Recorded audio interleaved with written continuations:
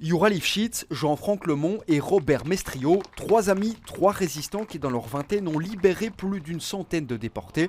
Pour arrêter le train, le 20e convoi, les trois jeunes hommes ont à l'époque utilisé très peu de moyens. Une torche lumineuse, un revolver, ils sont arrivés à vélo, sans savoir vraiment exactement où ils allaient faire arrêter le train. Il manquait de juste quelques mètres pour que ce soit trop loin, mais le peu de moyens et l'efficacité le train a été arrêté et des gens ont pu s'enfuir.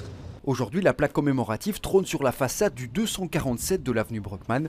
Cette adresse fut le dernier domicile de Youra Lifshitz, une initiative qui fait suite à l'interpellation d'une trentaine du cloître. On a une dette à l'égard de ces trois résistants et il y en a un qui l'a payé de sa vie, celui qui habitait juste ici. C'est important aussi parce que dans une période où les repères sont en train peut-être de devenir plus flous, moins clairs, c'est important d'avoir encore une série d'actes, de personnalités qu'on peut distinguer et valoriser. Le 19 avril 1943, le 20e convoi ferroviaire quitte la caserne de Dossin, près de Malines, à destination d'Auschwitz.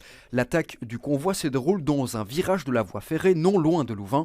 Nous voilà donc 80 années plus tard. Pourquoi avoir attendu aussi longtemps pour commémorer cet acte de bravoure? C'est grâce à une interpellation citoyenne qui a été faite au Conseil communal d'Uccle il y a quelques mois, parce qu'on était nombreux à ne pas connaître en réalité cet acte de bravoure inouï.